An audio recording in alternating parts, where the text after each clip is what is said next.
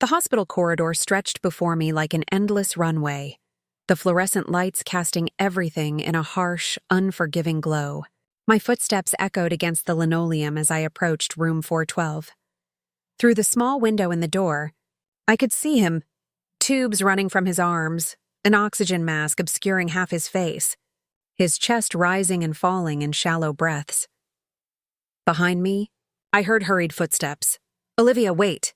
My sister Melissa caught up, slightly out of breath. "You don't have to do this. After everything he's done," I turned to her, my face a mask of calm that belied the hurricane inside me. "I know exactly what he's done. Then why are you here? Let her take care of him." The venom in Melissa's voice when she said her was palpable. I placed my hand on the door handle, feeling its cold metal against my palm. "I need to see for myself. The doctors said it was a massive heart attack. He might not—" Melissa stopped herself. "Die?" I finished for her, my voice hollow. That would be too simple, wouldn't it? As I pushed open the door, the steady beep of the heart monitor filled the room. And there, sitting beside his bed, holding his limp hand in hers, was Vanessa. The woman my husband had been sleeping with for the past year. The woman who was now carrying his child. Her eyes met mine, wide with shock and something else. Guilt, perhaps, or fear. Or both. "Olivia," she whispered, releasing Daniel's hand as if it had suddenly burned her. "I didn't think you would come." I stepped into the room, my gaze moving from her to my husband's unconscious form. "Neither did I replied.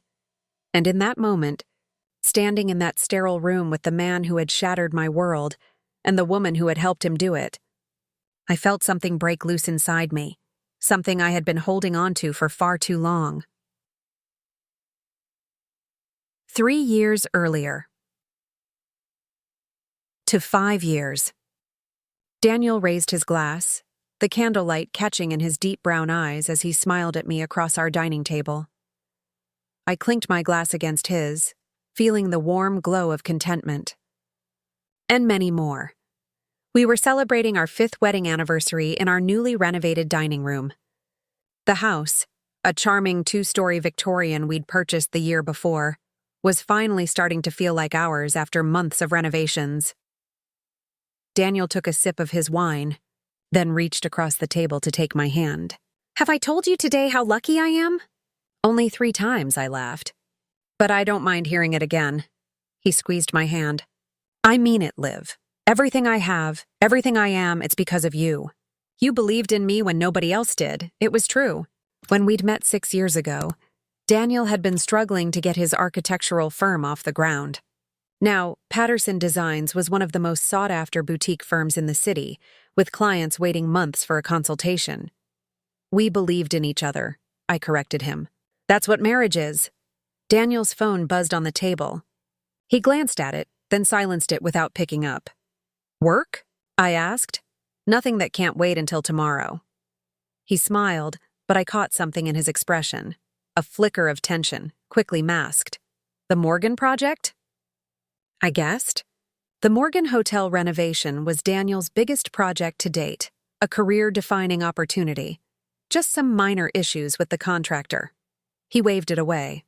Not going to let it ruin our night. Later, as we cleared the dishes, Daniel's phone buzzed again. This time, he stepped into the hallway to answer it. I tried not to listen, but his voice carried, tense, hushed. "I can't talk right now." "No, of course not. Look, I'll handle it tomorrow, first thing." When he returned, the ease of earlier had vanished. His shoulders were tight, his smile not quite reaching his eyes. "Everything okay?" I asked. "Fine," he said too quickly. "Just Morgan being Morgan." "You know how clients get." I nodded, though something in my gut twinged, a first faint warning bell. Daniel had always shared the details of difficult clients with me before, often seeking my advice as his unofficial business consultant. My background in finance made me a good sounding board for the business side of his creative work. That night, as we lay in bed, I noticed how Daniel kept checking his phone, the blue light illuminating his face in the darkness. When he thought I was asleep, he got up and went downstairs. I heard his muffled voice from the kitchen, speaking in that same hushed tone.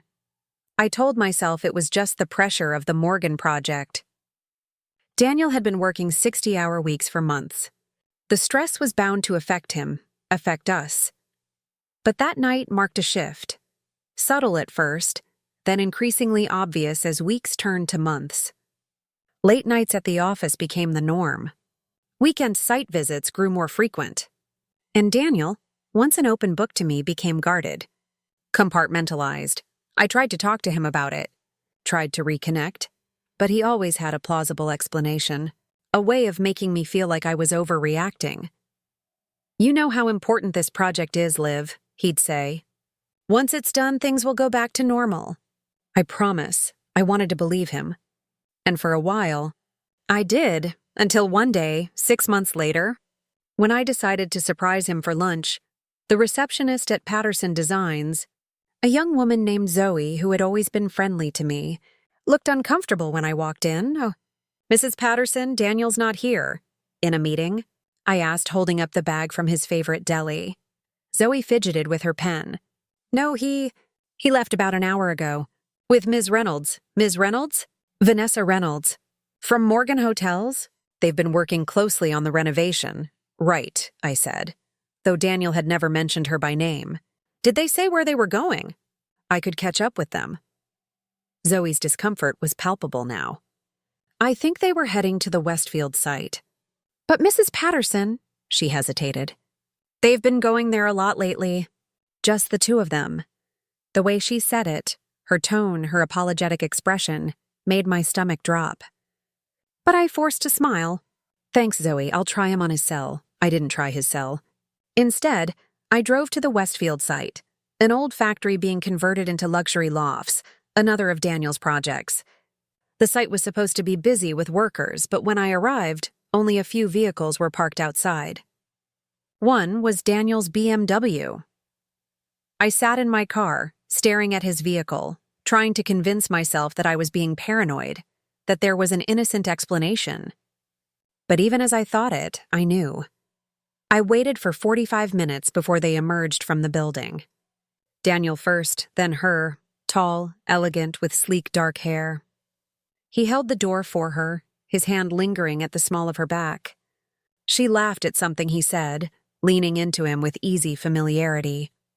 I sank lower in my seat, my heart pounding. They walked to his car, and just before they reached it, she turned to him. He glanced around quickly, not carefully enough to spot me, then kissed her. Not a peck, not a friendly goodbye. A lover's kiss. I drove home in a daze, my mind racing yet somehow numb.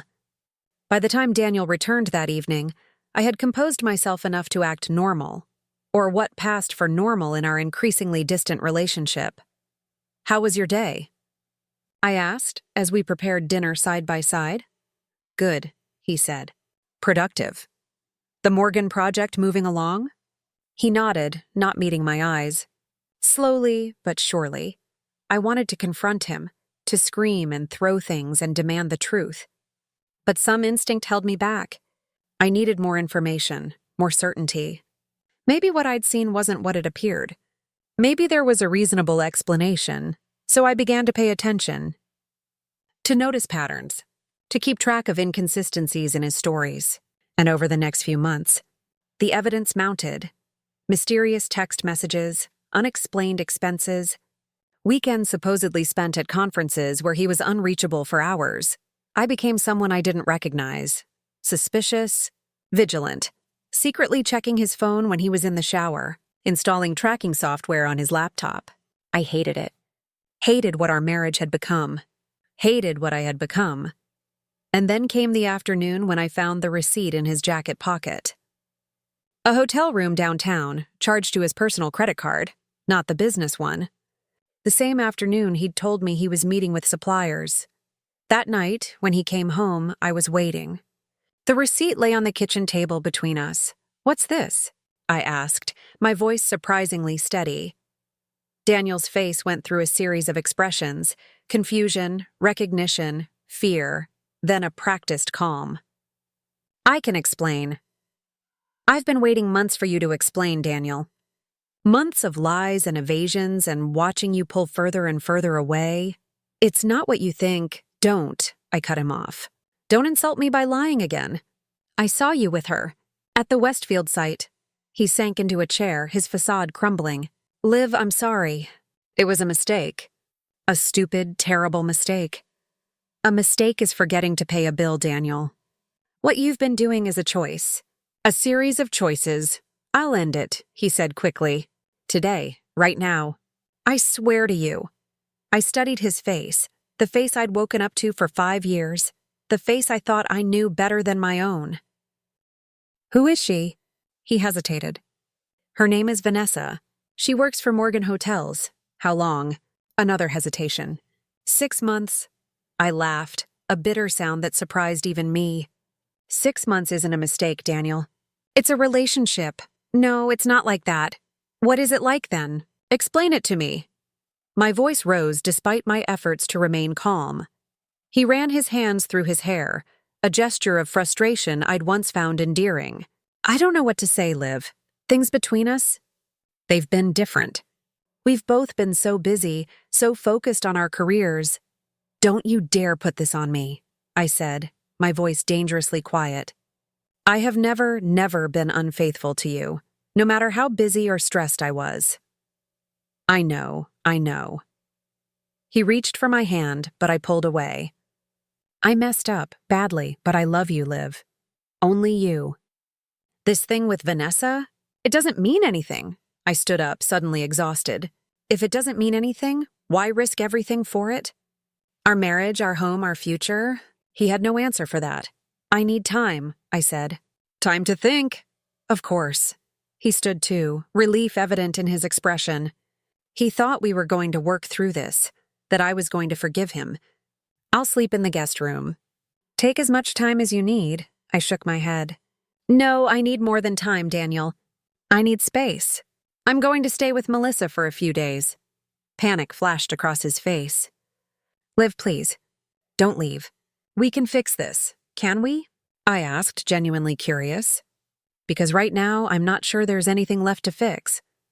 I packed a bag and left that night, ignoring Daniel's pleas. Melissa welcomed me with open arms and no questions, sensing I wasn't ready to talk. It wasn't until the next morning when she found me sobbing in her kitchen at 3 a.m. that I told her everything. That bastard, she fumed. After everything you've done for him. I keep thinking about where I went wrong, I said, wiping my eyes. What I could have done differently. Melissa's expression softened. Liv, this isn't on you. Daniel made his choices. The question now is, what are you going to do? It was a question I wasn't ready to answer. For a week, I stayed with Melissa, ignoring Daniel's calls and texts. I needed clarity, and I wasn't going to find it with him flooding me with apologies and promises. I took sick leave from the investment firm where I worked, something I'd never done before. My colleagues were shocked. Olivia Patterson, who came to work with the flu rather than miss an important meeting, taking a week off? But I couldn't function, couldn't concentrate, couldn't pretend that my world wasn't collapsing. On the 8th day, I returned to our house to collect more clothes. Daniel's car wasn't in the driveway, and I felt a surge of relief. I wasn't ready to face him yet, but as I packed more items, I noticed something odd. Daniel's closet was half empty. His toiletries were missing from the bathroom, and when I went downstairs, I found a note on the kitchen counter. Liv. I've moved out temporarily to give you the space you need. I'm staying at the Residence Inn downtown. I understand if you're not ready to talk, but please know that I am deeply, profoundly sorry for the pain I've caused. When you're ready, I want to try to repair what I've broken. I love you. Daniel. I stared at the note, unsure what to feel. Part of me appreciated the gesture. He was respecting my need for space. But another part wondered if this was just another manipulation, a way to position himself as considerate and remorseful.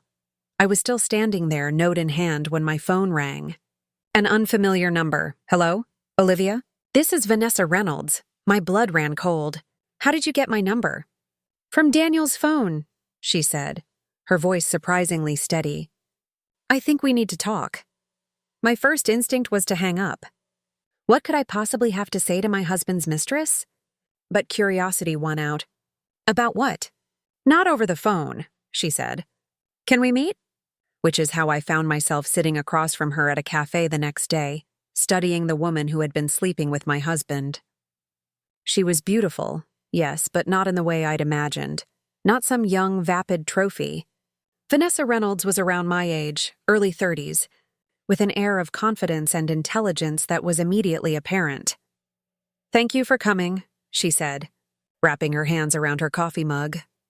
I'm not sure why I did, I replied honestly. She took a deep breath. Because you deserve the truth.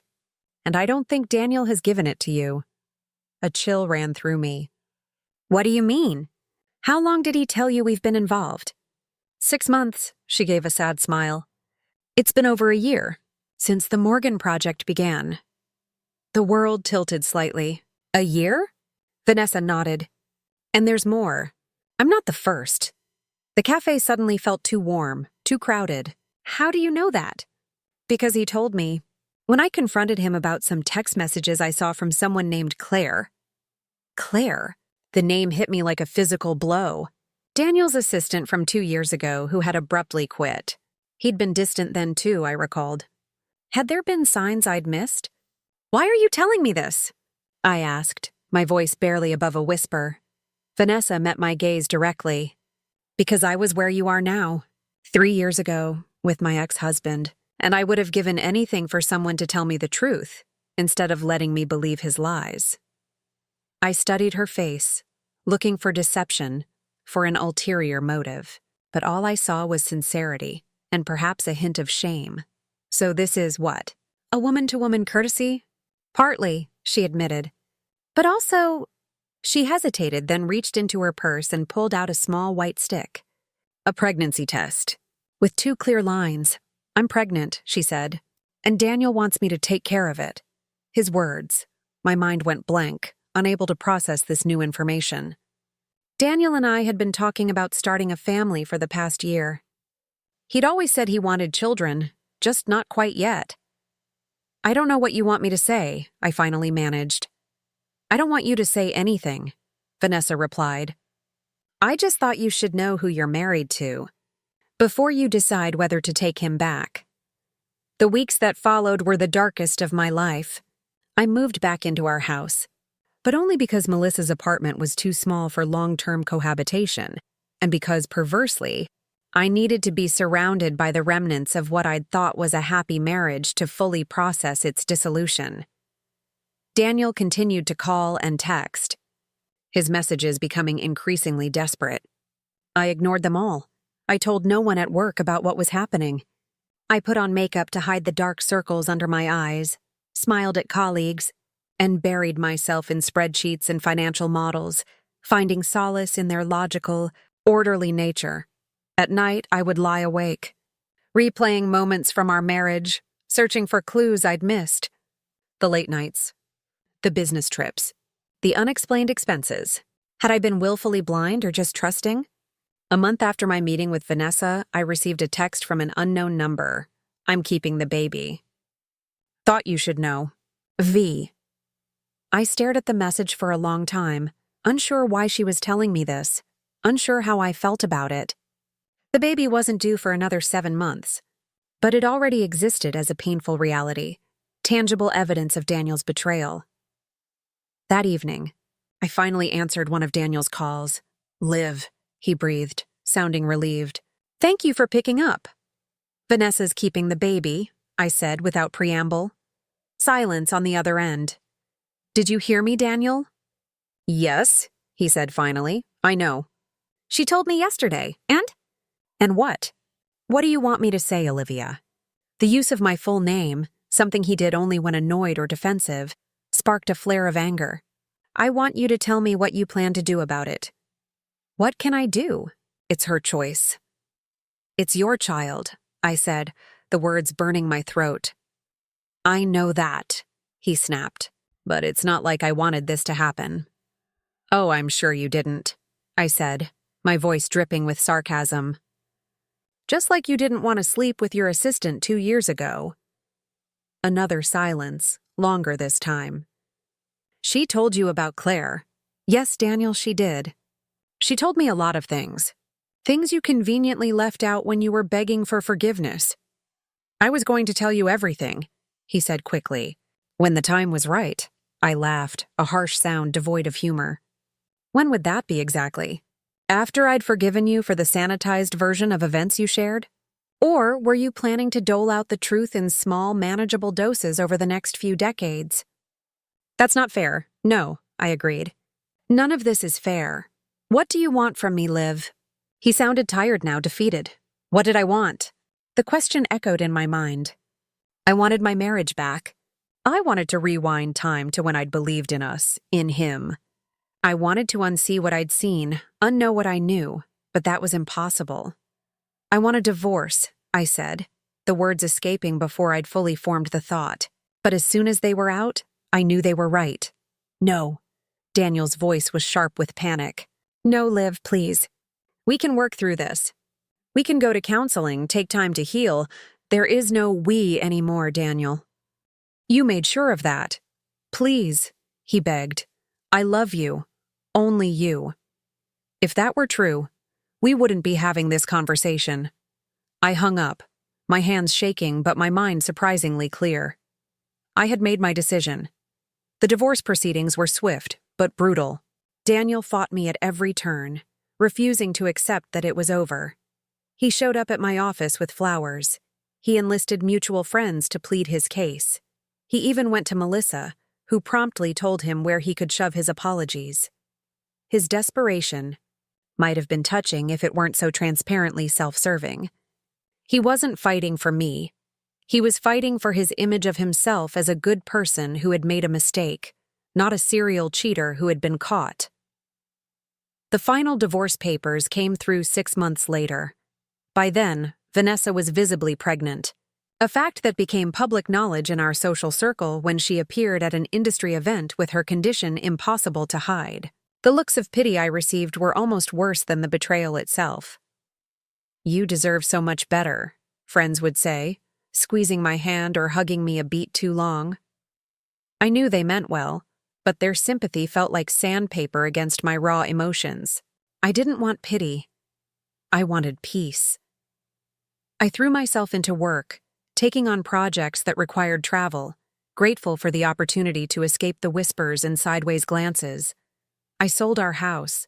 I couldn't bear to live there anymore, and bought a sleek downtown apartment with floor-to-ceiling windows and not a single piece of furniture from my life with Daniel. I was rebuilding, slowly but surely, creating a new normal. And then, 9 months after our divorce was finalized, I received a call from St. Mary's Hospital. Mrs. Patterson? Said a voice I didn't recognize. It's Ms. Reed now, I corrected, having reverted to my maiden name. But yes, this is Olivia. I'm calling about Daniel Patterson. You're listed as his emergency contact. My heart stuttered. What happened? Mr. Patterson has suffered a heart attack. He's in critical condition. The world seemed to tilt on its axis. Despite everything, despite the pain and betrayal, the thought of Daniel, vibrant, ambitious Daniel, fighting for his life, sent a shockwave through me. Is he? I couldn't finish the sentence.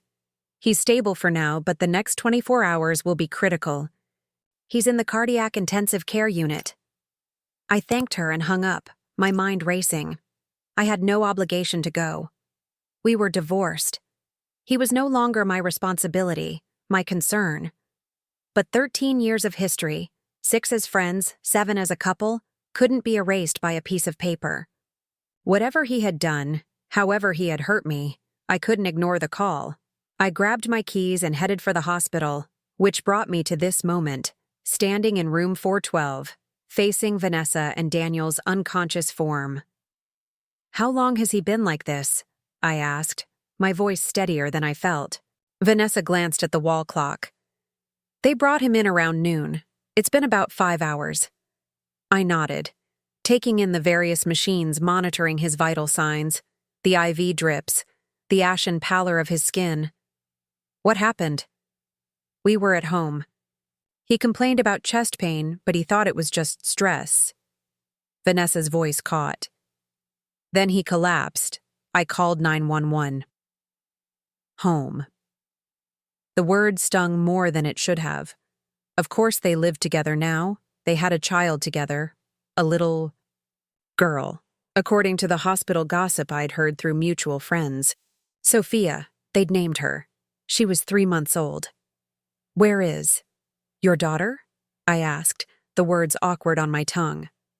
With my mother, Vanessa replied. She's watching her until. She trailed off, her gaze returning to Daniel.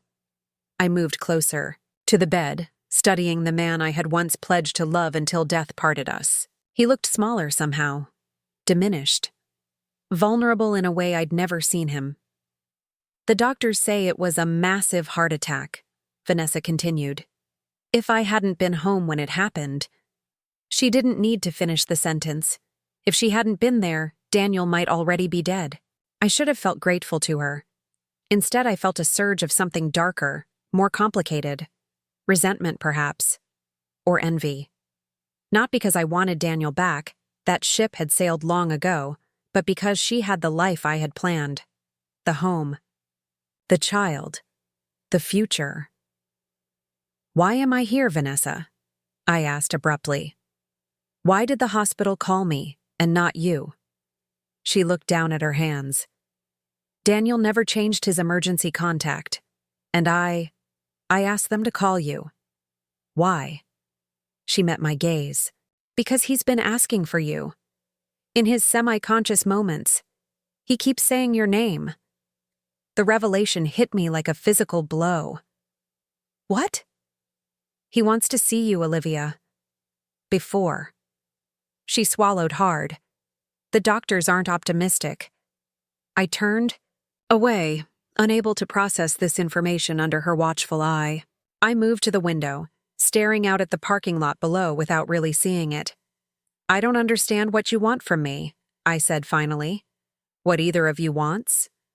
Vanessa came to stand beside me, keeping a respectful distance. I don't want anything. But Daniel, I think he needs closure. And maybe you do too. I laughed, a short, bitter sound. Closure? Is that what this is supposed to be? I know how it sounds, she said, her voice quiet. Believe me, I'm not thrilled about it either. But he's Sophia's father, and whatever happened between you two, whatever happened between us, I can't deny him this. Not if. She blinked rapidly, fighting tears. I turned to look at her fully, seeing not the other woman, the mistress, the homewrecker, all the labels I'd assigned to her in my darkest moments, but just a person. A woman facing the possible loss of her partner, the father of her child. What do you expect me to say to him? I asked. What magical words am I supposed to offer that will give him peace? I don't know, she admitted. I just know he needs to see you. Before I could respond, a nurse entered the room. Ms. Reynolds, the doctor would like to speak with you. Vanessa nodded, then looked at me uncertainly. Will you stay? Just for a little while? I hesitated, then nodded. Go. Talk to the doctor. After she left, I stood alone with Daniel, the steady beep of the heart monitor the only sound in the room. I approached the bed slowly, as if he might suddenly wake up and catch me there. Daniel, I said softly, testing the name on my tongue. It felt foreign now, disconnected from the person I had loved. I sat in the chair Vanessa had vacated, studying his face. Despite everything, there was still a pang of familiarity, a ghost of the connection we'd once shared. This isn't how I imagined seeing you again, I said to his unconscious form. Then again, nothing between us has gone the way I imagined. I fell silent, unsure what else to say. What do you tell the person who broke your heart? The person whose betrayal fundamentally altered your understanding of trust, of love? The door opened, and I turned, expecting Vanessa. Instead, my sister Melissa stood there, her expression a mix of concern and disapproval. "You're still here," she said, coming to stand beside me. "I thought you might have come to your senses and left." I gestured vaguely at Daniel. "I don't know what I'm doing here, honestly."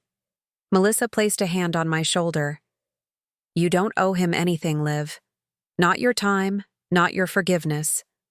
Nothing." "I know. Do you?" She crouched down to my level, forcing me to meet her gaze. "Because it seems like you're getting pulled back into his orbit just when you've finally broken free." "It's not like that," I protested.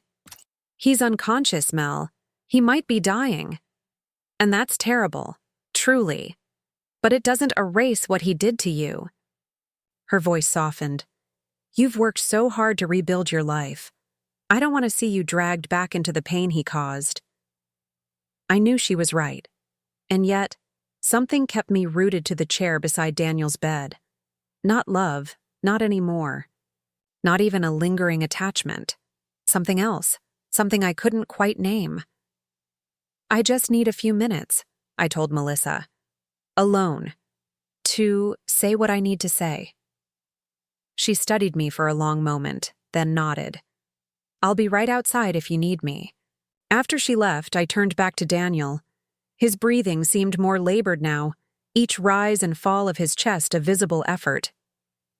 "Everyone thinks I shouldn't be here," I told him. "And they're probably right. But here I am anyway." I leaned closer, lowering my voice even though we were alone. "I've spent the past year and a half hating you," I continued. "Hating what you did, what you took from me, the future we were supposed to have." The heart monitor beeped steadily, indifferent to my confession. "I thought about all the ways I wanted you to suffer. All the karmic retribution you deserved." I paused, the weight of my own words pressing against my chest. "And now here you are, suffering in a way I never imagined. And it brings me no joy, no satisfaction." I reached out hesitantly, then let my hand fall back into my lap. I couldn't touch him. Not yet. "The thing is, Daniel, I don't want to hate you anymore. It's exhausting. It's poisonous. And it's keeping me tethered to you in a way that I need to break free from." My voice caught, and I realized with surprise that I was crying. Not for him, but for myself. For the person I'd been before the betrayal. For the person I was struggling to become in its aftermath. "So I'm not here to forgive you," I continued, wiping away tears. "I'm here to release myself from the burden of hating you." The door opened again, and Vanessa returned, her face pale with worry. Behind her was a doctor, his expression grave. "I'm sorry, Ms. Reed," the doctor said. "I'm Dr. Harmon, Mr. Patterson's cardiologist. Could I speak with you and Ms. Reynolds for a moment?" I stood glancing at Daniel's still form. "Of course." We followed Dr. Harmon into the hallway where Melissa was waiting. She moved to my side immediately, a silent show of support. "Mr. Patterson's condition has deteriorated," Dr. Harmon said without preamble. "The heart attack caused significant damage, and we're seeing signs of potential organ failure." Vanessa made a small, wounded sound. "What does that mean? For his prognosis?" "It means we need to prepare for the possibility that he may not recover." Dr. Harmon's voice was gentle but direct. "He's currently stable, but his heart function is severely compromised." "Is he in pain?" I found myself asking. "We're managing his pain," the doctor assured me. "He's heavily sedated, but there are moments of semi-consciousness." Vanessa turned to me, her eyes pleading. "He was asking for you earlier. Before they increased the sedation, he seemed agitated." "What did he say?" I asked, not sure why it mattered. "Just your name," she replied. "And something about being sorry." Sorry. Such a small word for such enormous damage. Dr. Harmon cleared his throat. "We're doing everything we can, but I want to be transparent about the severity of the situation. It would be wise to say what needs to be said while there's still time." He excused himself, leaving the three of us standing in the sterile hallway. Melissa squeezed my arm, a question in her eyes. "What do you want to do?" I looked at Vanessa, who seemed to be barely holding herself together. I'll sit with him for a while, I said. If that's what you both think he needs. Relief flooded her face. Thank you, Olivia. I'm not doing it for him, I clarified. Or for you, she nodded, understanding. For yourself, then? Yes, I agreed. For myself. I returned to room 412 alone, closing the door behind me. The room was quieter now, the machines less intrusive in their steady monitoring of Daniel's failing body. I resumed my seat beside the bed, watching the shallow rise and fall of his chest. When I spoke, my voice was low but clear. I don't know if you can hear me, Daniel. I don't know if it matters, but I'm here. Nothing changed in his expression. No flicker of awareness crossed his features. Everyone wants me to forgive you, I continued. Vanessa, the doctors, even some misguided notion of what it means to be a good person. They think forgiveness is the gift I should give you in your final hours. I leaned forward, studying his face, the face I'd once known better than my own, now unfamiliar in its stillness. But I can't give you that. Not because I don't want to, but because forgiveness isn't mine to give or withhold. It's something you have to find for yourself. I paused, gathering my thoughts. What I can tell you is this. I'm letting go. Of the anger. Of the hurt. Of the need to see you punished for what you did. Not because you deserve my mercy, but because I deserve peace. As if in response to my words, Daniel's eyelids fluttered. His fingers twitched on the blanket. Startled, I sat back, wondering if I should call the nurse, but then his eyes opened. Just a sliver, but enough to show awareness. His gaze, unfocused at first, slowly settled on my face. Live, he whispered, the word barely audible. I'm here, I replied, surprised by the steadiness of my voice. He struggled to speak, each word a visible effort. Sorry, sorry. I know, I said. Because what else was there to say? Not just the affair, he continued, each word a labored breath. Everything. The lies. The selfishness. I remained silent, letting him speak. I wanted both. You and her. And the baby. A tear slipped from the corner of his eye. Thought I deserved everything. And now? I asked softly. His eyes closed briefly, then reopened. Now I see what I lost. I felt an unexpected wave of compassion, not for the man who had betrayed me, but for the human being struggling with the consequences of his choices in what might be his final hours. Daniel, I said, leaning closer, I didn't come here to ease your conscience. A faint smile ghosted across his lips. Always honest. I came here to tell you that I'm moving on. Really moving on. Not just going through the motions. He nodded weakly. Good. You should. I don't hate you anymore, I continued. I don't love you either. And that feels like progress. His eyes closed again. Longer this time. When they reopened, they seemed clearer, more present. I wish I'd been worthy of your love. The words struck a chord deep within me, not because they absolved him, but because they acknowledged the truth of what had happened between us. He hadn't been worthy of the love I'd given him, not because he was inherently unworthy, but because he had chosen actions that betrayed that love. I wish that too, I said honestly. His breathing grew more labored, and I could see the effort it took for him to speak. Vanessa. And Sophia? What about them? I prompted gently. Will you... He paused, gathering strength. Will you tell them I loved them? Even if I didn't know how to love right. The request caught me off guard. That he would ask me, of all people, to convey this message seemed almost cruel. And yet, in the context of this surreal moment, sitting beside the deathbed of my ex-husband, being asked to comfort his mistress and their child, it made a strange kind of sense. Yes, I promised. I'll tell them. Relief washed over his features. Thank you. His eyes drifted closed again, and this time they didn't reopen. His breathing settled into a shallower rhythm. I sat with him a while longer, watching his chest rise and fall, listening to the steady beep of the heart monitor. Then I stood and quietly left the room. In the hallway, Vanessa and Melissa were waiting. Vanessa looked up expectantly. He woke up, I told her. Just for a minute. He asked me to tell you that he loved you. You and Sophia. Tears filled her eyes. Did he say anything else? I hesitated, then shook my head. Just that he was sorry. It wasn't the whole truth, but it was enough. The rest, Daniel's regrets, his acknowledgement of his unworthiness, those were mine to keep. A private epilogue to our shared story. Are you going to stay? Vanessa asked. I shook my head. No, I've said what I needed to say. She nodded, understanding in her eyes. Thank you for coming. I know it couldn't have been easy. It wasn't, I agreed. But it was necessary. As Melissa and I walked toward the elevator, I felt a lightness in my step that had been absent for too long. Not happiness, exactly. The situation was too somber for that, but something adjacent to it. Relief, perhaps. Or closure. Are you okay? Melissa asked as we stepped into the elevator. I considered the question, really considered it for the first time in months. Yes, I said finally. I think I am.